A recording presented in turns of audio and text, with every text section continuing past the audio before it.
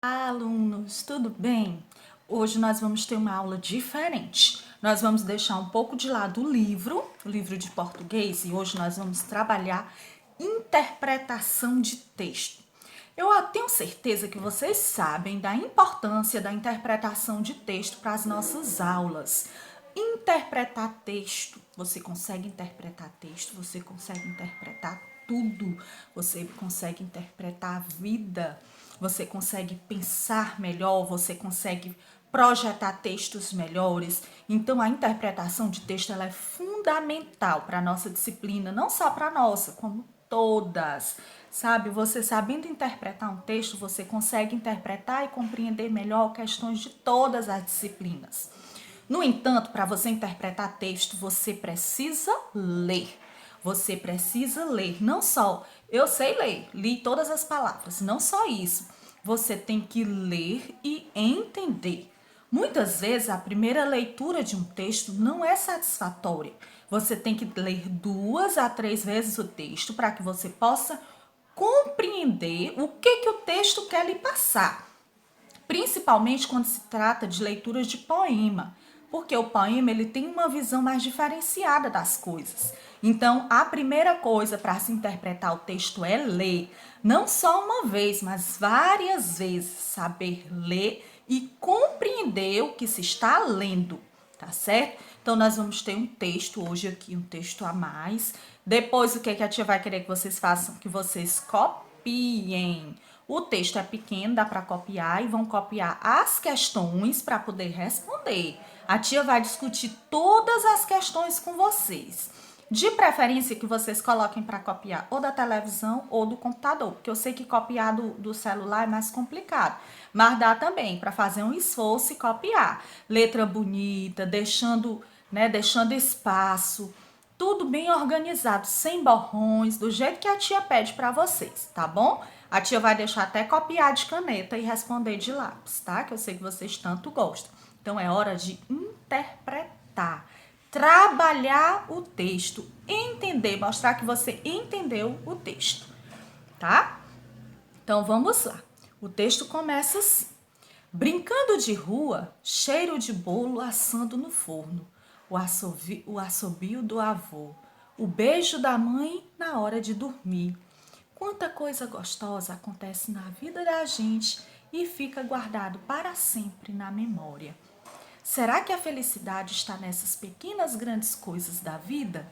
Então isso aí é uma introdução ao texto, falando de coisas, né, gostosas, do cheirinho de bolo assando, coisinha caseira, do beijo da mamãe, né, do assobio do avô, coisas que ficam para sempre na nossa memória. Vocês ainda são crianças, vocês estão construindo as memórias de vocês, mas a gente já sabe que a felicidade ela está nessas pequenas coisas, tanto que elas deixam saudades quando não existem mais. Né? Então aproveitem a infância, aproveitem essas coisas gostosas, aproveitem que tem a mamãe do lado, dá um beijinho nela, aproveita o carinho gostoso do avô, o beijo do papai, da mamãe na hora de dormir. Tudo isso fica para sempre na nossa memória e tudo isso faz parte da nossa vida, torna a nossa vida melhor. Então vamos amar hoje, vamos gostar hoje, vamos dizer que ama hoje, não vamos deixar para amanhã não, que amanhã faz parte apenas das nossas memórias. É gostoso ter nossas memórias, mas é bom viver o hoje de forma, né, bem eficaz. Então tudo isso faz parte da nossa memória. Eu digo assim da nossa porque eu já sou um pouquinho mais velha do que vocês, mas vocês estão construindo essas memórias, vocês estão vivendo esse momento, tá? Então isso aí é uma introdução ao nosso texto que começa agora. O texto é Minha História. Vejamos. Leia o poema a seguir de Carlos Drummond de Andrade e responda às questões propostas. Então, esse poema é do grande escritor Carlos Drummond de Andrade, uma referência na nossa literatura. E o nome do poema é Infância. Olha aí, gente, a infância. deitadinho, sentadinho embaixo de uma árvore, lendo o seu livro. Como é bom quem pode ler, quem gosta de ler, como é bom para a nossa memória, como é bom para a nossa mente, para o nosso aprendizado. Quem lê, né, livros, lê melhor, escreve melhor, conhece melhor as palavras, faz textos melhores, produz textos melhores. E não, então, o nome do texto, do poema, é Infância, de Carlos Drummond de Andrade. Diz assim: meu pai montava a cavalo e ia para o campo. Minha mãe ficava sentada cozendo. Meu irmão pequeno dormia. Eu sozinho, menino, entre mangueiras, lia a história de Robinson Crusoe. Comprida história que não acaba mais. No meio-dia branco de luz, uma voz que aprendeu a ninar nos longes da senzala e nunca se esqueceu chamava para o café. Café preto que nem a preta velha, café gostoso, café bom. Minha mãe ficava sentada, cozendo, olhando para mim. Psiu, não acorde o menino, para o berço onde pousou o mosquito, e dava um suspiro. Que fundo! Lá longe meu pai campeava no mato sem fim da fazenda. E eu não sabia que a minha história era mais bonita que a de Robinson Crusoe. Olha que texto lindo, gente, falando das nossas memórias, da infância desse menino, né? E aí aqui tem a palavra que ele diz o significado, que é campear, andar a cavalo pelo campo, geralmente em busca de um gado. Então agora nós vamos interpretar esse texto. O texto trata da infância, né? Desse eu lírico. Tia, o que é eu lírico? É a pessoa que narra a história, é a voz da poesia. Eu lírico é a pessoa que narra. A pessoa que narra pode participar da história e pode não participar, está apenas narrando. Nesse caso, o eu lírico, ele participa da história. Ele está contando a história da infância dele, tá? Então, o que ele fazia na infância? Ele ficava geralmente embaixo da árvore lendo seu livro. O pai ficava montando a cavalo, olhando o campo, olhando as plantações dele. A mãe ia fazendo os serviços domésticos e o irmão pequeno dormia. Então quer dizer que ele tinha uma família, que tinha um irmão mais novo e ele gostava de ler sozinho perto das árvores, né? E ele sente falta de tudo isso, sente falta de todas essas memórias, das lembranças da infância dele. E aí chamava a preta velha, chamava para o café. Quando ele diz preta velha, ele fala com carinho. Ele não está dizendo, tia, como é que ele chamava assim, não. Nessa época ele chamava com carinho, lembrando, né, das origens dela, da senzala, de que ela vem de uma origem escrava. E aí ele fala do café dela e ele faz uma comparação ao café a ela, o café cheiroso, o café bom, o café, né, um café que traz boas lembranças. E aí essa preta velha que ele faz menção é a pessoa que ajudava eles em casa, né, uma espécie de secretária. Tá certo? E aí ele diz, mas que a mãe dele gostava de ficar cozendo que é costurando, né? Que as mulheres faziam, que as mulheres também fazem, homens e mulheres podem fazer esse serviço. No caso, a mãe dele fazia os trabalhos domésticos, né? E como toda mãe não queria que o pequeno acordasse, então ela suspirava quando dava certo para ele não acordar.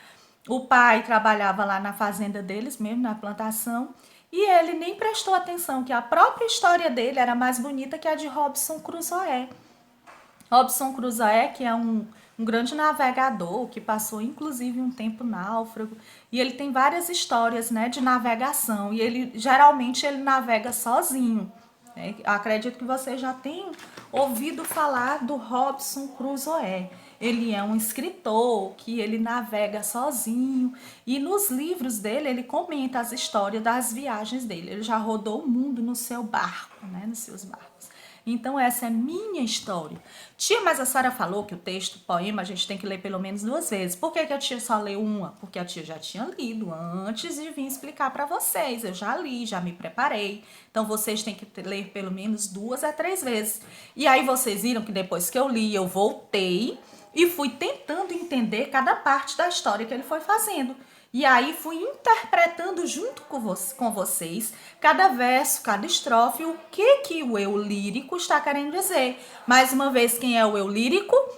É a voz da poesia, o narrador, é quem está contando a história. E aí agora nós vamos para as perguntas de interpretação, depois de já ter trabalhado um pouco da história. A primeira pergunta diz assim: o eu lírico, ou seja, quem fala o poema, quem narra o poema, relata situações de sua infância ocorridas na fazenda onde a família vivia. Aí nós vamos levantar hipóteses, pensamentos, exemplos. Qual era a atividade profissional do pai do eu lírico? Provavelmente ele cuidava da plantação da família, né? Ele trabalhava no campo. Vocês viram que eles dizem que o eu lírico fala que ele pegava o cavalo e ia campear para ver as plantações. Então, provavelmente era um trabalhador do campo que vivia, né, da agricultura. Letra B. O que a mãe do eu lírico fazia na fazenda? Pelo que a gente lá leu no livro, né, no texto, o que era que a mãe do eu lírico fazia? Provavelmente ela cuidava, né, das coisas de casa, tanto que ela estava cozendo, ela acompanhava o irmãozinho que era menor, então provavelmente era uma pessoa que trabalhava nos afazeres domésticos. Isso são hipóteses, né? Depois a gente tem assim: a respeito da segunda estrofe do poema, ficou aqui um pouquinho meio para cima, mas dá para a tia ler. Levanta hipótese. Quem era a preta velha que chamava para o café? Vejamos. Levante hipótese. A tia vai ler para na hora de vocês copiarem, vocês podem ter dúvida. Quem era a preta velha que chamava para o café? Quem era que a tia explicou? Provavelmente era a secretária deles, né? A pessoa que trabalhava ajudando na casa. E aí a tia já explicou que preta velha era um chamado carinhoso dele. Letra B, interprete. A que expressão nos longes da senzala faz referência? A tia também conversou com vocês a esse respeito, né? Que a secretária provavelmente ela vinha de famílias que trabalharam de forma escrava na antiguidade. Próxima. No trecho, café preto que nem a preta velha. Olhem aí direitinho. No trecho, café preto que nem a preta velha. Café gostoso, café bom. A associação entre a bebida e a preta velha tem como efeito. Vamos ver qual nós vamos marcar, né? Essa daí é de marcar. Primeiro, atribuir à preta velha um sentido afetivo e carinhoso? Com certeza, né? Ele tinha esse sentido afetivo e carinhoso, como a tia falou. Ele não, de maneira alguma despreza. Ele tem um carinho. Exaltar o café familiar como o melhor, café experimentado pelo eu lírico? Também, muito bom. Descartar o preconceito de cor, que era muito forte no passado? Mais ou menos. Destacar as qualidades do café, que é uma bebida gostosa e boa? Também. Mas qual é a resposta mais correta? É atribuir à preta velha um sentido afetivo e carinhoso. Ao compará-la com o café, que era gostoso, que era bom, que tinha um cheiro agradável, ele queria, né, dar características também boas àquela pessoa. Então, aí copiem e respondam direitinho. Nós temos a próxima aqui, deixa a tia vir para o lado. Levando em conta o contexto familiar e a vida do eu lírico na fazenda, responda. Como o eu lírico ocupava seu tempo? Como era, gente? O que era que ele fazia? O menino lá, o homem que está descrevendo a história, o que era que ele fazia para ocupar seu tempo? O próprio desenho, a própria imagem já diz, né? Ele lia livros embaixo das árvores. Então, ele ocupava o tempo com a boa leitura embaixo das árvores. Como ele se sentia apenas de morar com uma família? Como era que ele se sentia, gente? Ele estava, apesar, não é apenas, é apesar de morar com uma família. Tem um erro de digitação aqui, vocês coloquem, tá? Apesar de morar com uma família.